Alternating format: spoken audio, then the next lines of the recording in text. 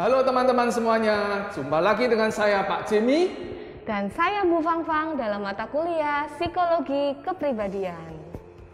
Teman-teman, tahukah kalian bahwa banyak hasil penelitian mengatakan bahwa lebih dari 80% kesuksesan seseorang itu lebih dipengaruhi oleh kepribadiannya daripada kecerdasannya.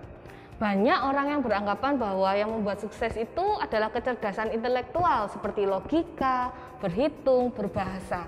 Namun, ternyata tanpa kepribadian yang kuat, maka kesuksesan tersebut tidak akan pernah tercapai. Nggak heran teman-teman, saat ini banyak dibuka sekolah kepribadian. Banyak tokoh, baik itu di bidang entertainment, bidang politik, bidang bisnis, rela mengikuti sekolah kepribadian demi mencapai kesuksesannya. Jadi semestinya apa sih kepribadian itu, Bu Fangfang? Menurut Gordon Allport, kepribadian merupakan sebuah kesatuan psikis dan fisik yang terstruktur dan mengalami perubahan perkembangan serta perubahan dalam kehidupan seseorang. Nah, teman-teman tahu nggak sih? Kalau kepribadian itu bisa ditinjau dari berbagai pendekatan, seperti psikoanalisa, behavioristik, humanistik, kontemporer. Oleh karena itu, pada mata kuliah Psikologi Kepribadian, kita akan belajar berbagai pendekatan kepribadian yang dapat digunakan untuk menganalisa kasus-kasus kehidupan seseorang. Wah, berarti dalam satu kasus kehidupan seseorang itu bisa ditinjau dari berbagai pendekatan kepribadian ya, Bu Fang? Bener banget Pak Jimmy. Contohnya nih, teman-teman pasti pernah dengar sama yang namanya pansos alias panjat sosial. Itu bisa dilihat dari berbagai pendekatan, ya kan Pak Jimmy? Yoi, misalnya kalau dari pendekatan psikoanalisa, remaja yang hobi pansos itu jangan-jangan karena dulunya dia punya pengalaman dibully ataupun ditolak, sehingga sekarang sebagai kompensasinya dia melakukan pansos supaya lebih dapat diterima. Ya benar banget. Kalau gitu kita juga bisa lihatnya dari sisi behavioristik. Remaja jadi suka pansos jangan-jangan untuk mengejar reward alias hadiah. Karena dia melihat banyak endorser, youtuber, selebgram yang jadi kaya setelah sukses di medsos. Betul Bu Fang. Juga kalau dilihat dari pendekatan humanistik, remaja itu suka pansos untuk menunjukkan eksistensinya kepada dunia bahwa dia punya kompetensi yang luar biasa dan layak diberi likes. Dan kalau kita lihat dari pendekatan kontemporer, remaja yang hobi pansos itu karena melalui kegiatan tersebut mereka bisa bahagia, mereka bisa memperoleh happiness seperti itu Pak Jimmy.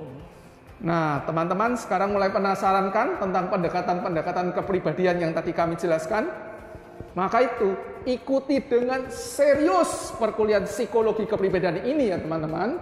Yes, karena dengan mengikuti perkuliahan ini, kalian akan mampu menyajikan alternatif pemecahan masalah dengan pendekatan studi kasus yang berdasarkan analisa konsep-konsep dasar psikologi kepribadian yang mempengaruhi perilaku manusia tersebut.